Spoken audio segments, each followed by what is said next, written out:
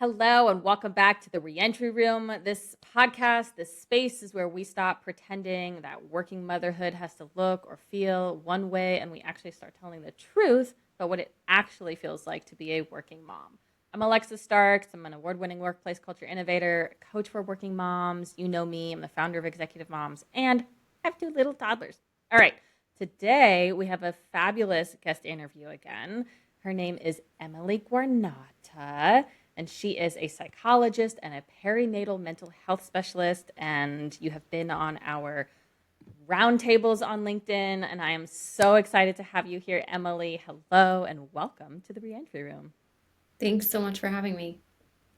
Can you please, because you're going to do it much better than I can, give a little introduction about yourself and what you do for all of our listeners?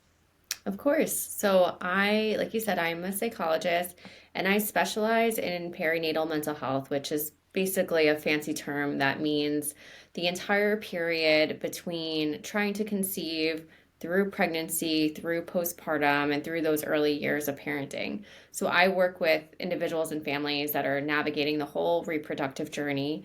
And I'm one of the co founders of Phoenix Health, which is an online therapy practice that specializes in perinatal mental health. I'm also a mom of two girls, ages 5. We just turned 5 yesterday, so it's going to take me a minute to Happy remember that. birthday! Yeah, thank you. 5 and 7. Wow. Okay, so you're officially past toddler years, right? Like what comes after Yeah, toddler? I think I'm in this weird between toddler, preteen. I don't really know what to call it. I don't really know what's going on. Like some days we're acting like toddlers, some days we're acting like preteens. Oh no. It's very interesting. Oh, that's amazing. I love it. My daughter is such a girly girl and she's only 1.5, but it's adorable. So it'll be so cute when she's around that same age. But I want to touch on the online health aspect of it, the online part, because before COVID, I used to see a therapist and it was in person, and then COVID happened and she switched to online services, and it was my very first time ever having an online therapist. I don't see her anymore, but it was like really, really life changing. I highly recommend everyone should go to therapy. But online really unlocked this ability to not have to leave my house for it. And it was like this new phenomenon. I mean, do you feel like it opens up the door to a lot of women and families who find it more convenient? 100%. Yeah. A little personal story about me is I'm also a postpartum depression survivor. And when I had my first child, a little over 7 years ago, and I was going through it, I had so much trouble finding a therapist that I was able to see because the thought of finding an hour in my day, having to commute to an appointment, fit it in after work or during lunch or something, it just felt so impossible. So I delayed seeking help for a long time. If I had had virtual options available at that time, pre COVID, I think it really would have been a game changer for me. And then Mm. fast forward to COVID, having my second child, I had already established with a therapist. I was doing virtual services, and it was so much more convenient to be sitting on the couch feeding my baby for an appointment versus having to travel somewhere. So I think it's really unlocked um, more access to so many people who otherwise wouldn't be able to have it. Yeah, I agree. And I love that you really just focus on that perinatal time because that's such a hard, tough time in families' lives, but especially moms going through infertility and loss and just trying to conceive, and then pregnancy and then postpartum is brutal. And I had extreme postpartum anxiety with my second child. And I was expecting and waiting for postpartum depression, and it didn't hit. And instead, postpartum anxiety hit, and I had no idea what it was. But I remember looking at, I think it's called like BetterHelp, maybe one Mhm. of those like big online platforms. But I could never find a therapist that like just focused on like, that postpartum experience. They had like all these, um, I don't know what you would call it, all these. I'm blanking on the word. They were kind of more general Yes, thank providers you. versus specialized Brain providers. fart. Mom brain fart. Yes, they were just more generalists. And it was so I love that you just focus on that because I feel like there's a lot more help that you can provide to these moms and families rather than just like general therapy, generalizations of it. Yeah. I mean, it's a very vulnerable time. A lot of people go into approaching parenthood thinking it's going to go one way. They often think it's going to be this linear journey. And then when things like infertility and loss and postpartum depression and anxiety happen, we're really thrown off course. And the truth is, when you're in graduate school to become a therapist or a psychologist, they gloss over the perinatal period. I mean, I think it was one day in 1 week of a developmental class, which is a little smidgen of my whole academic career, that this was covered. So people are coming out of school becoming therapists without really a good understanding of this period. And we know that the Mm-hmm. approaches that work for anxiety, treating anxiety in someone who's maybe in their 20s and going through a breakup is going to be very different than someone experiencing postpartum Right. anxiety. So I agree. I think that specialization is really important. Yeah, it is. Okay, let's get into our one of two topics, right? So, guest interviews, we are one of two topics, either the confession share or a what she knows advice. So, which are we doing today for you? Well, I love a good confession. I feel like I'm often on the other end of it as the therapist. So any opportunity to kind of share my story or what I've been through always excites me. Oh, so excited. All right. So, then, what is your confession?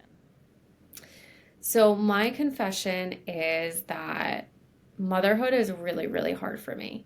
And it's hard for me to sometimes say that because I have internalized this belief that because I'm a helping professional, a mental health professional, I should have all the answers and I should be able to keep it all together. But it's a daily struggle for me, honestly. Mm. Oh, Uh, that's so hard. I mean, thank you for sharing, first of all. And I'm honestly right there with you. I mean, that imposter syndrome sometimes is really rough. There's so many days that even, when I'm coaching other moms that I'll go and then talk to my husband feeling like conflicted or frustrated about my own business and what I do and like frustrated about dealing with kids and trying to work and not having enough time. And it's like exactly some of the things I coach other working moms yeah. on.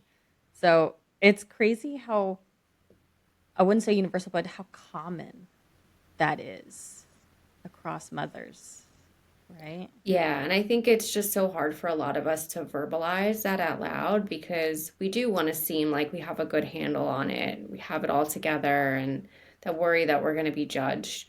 But I'm here to tell you like I've read all the books, I've done all the things, and I still find it incredibly difficult and I find every different phase of it to be difficult in different ways. Like the newborn stage was very hard for me because I really struggled with accepting that new like that lack of independence and Yeah.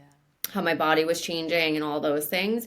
And now as a mom of a 5 and a 7-year-old, this stage is particularly hard because I find myself taking behaviors more personally, which I've never done Mm. before. Like with toddlers, I was, I would get frustrated, right? If maybe they acted out or there was an issue or something.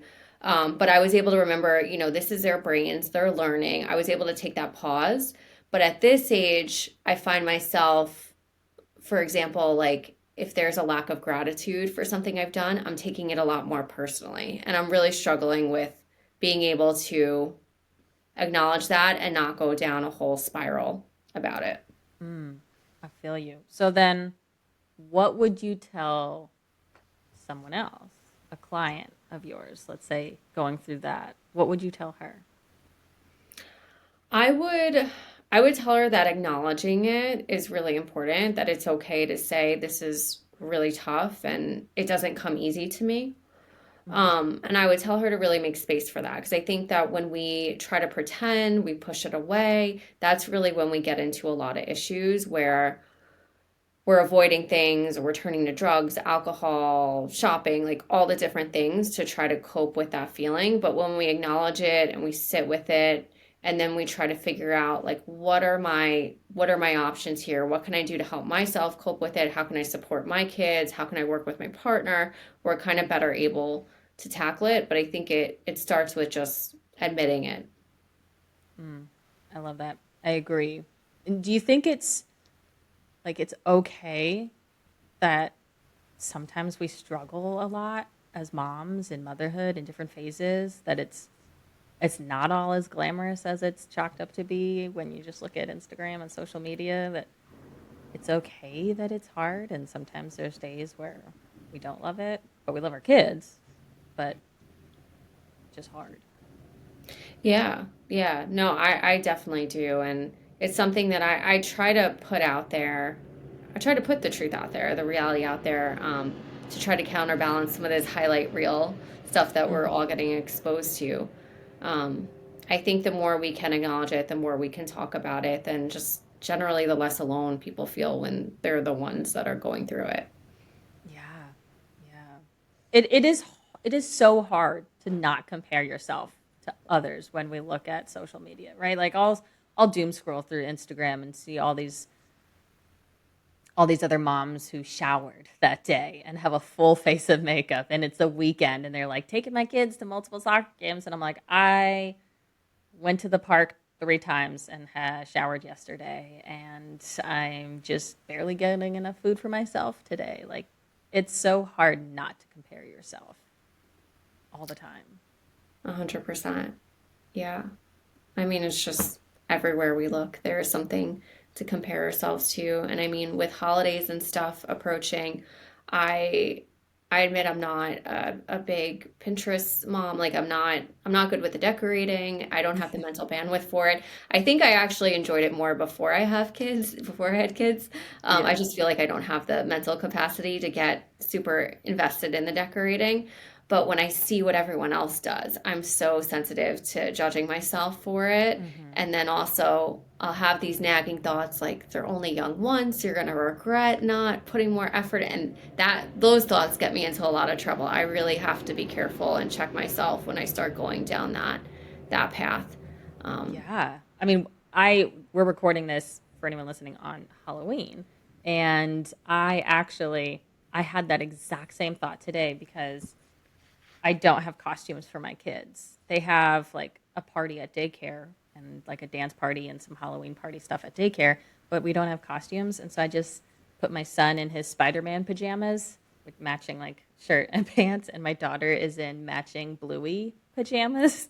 And I was like, that's the best I can do today. Like as yeah. a business owner and mom, and I just couldn't manage more than that. I just didn't buy something on Amazon days or weeks ago at this point. Like I just didn't get to it. The mental bandwidth, like you said. But I'll look at all these other pictures on Instagram of moms with their kids in like really cute outfits, and I'm like, oh, I feel so bad. Like this is my daughter's, it's my son's Halloween. Like I just didn't do it. Like I just And that that's mom okay, guilt. right? Yeah. But I Yeah. totally feel you on that. You can start having some of those thoughts and going down that path. The bar is just so high today. Now it's not even just getting the costume, it's you got to get the special hair. I need like my kids are Hmm. K-pop demon hunters, so I need the glitter and the hair and the extra sweater and this and it's just Hmm. it and the difference I think today is that we're all seeing it and we're repeatedly seeing what everyone else is doing, whereas 30, 40 years ago you maybe knew what your neighbors and family were doing, but you didn't know much else. Yep. So we're just constantly exposed to it today. Yeah, that is hard. Well, thank you so much for sharing your confession about this like imposter syndrome that so many of us go through. I mean, it's just so common. Okay, I want to close this out with what's like one thing or two that you would tell another mom and one of our listeners. What is your best piece of advice that you would give?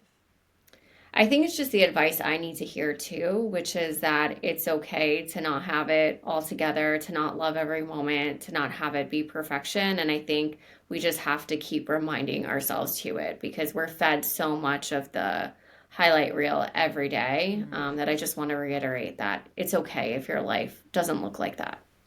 Oh, I love that. Thank you. I honestly feel like I needed to hear that today too. Well, thank you so much, Emily. Where can we find you online? Yeah, our website is joinphoenixhealth.com, and I'm also on Instagram at Dr. Emily Guarnotta.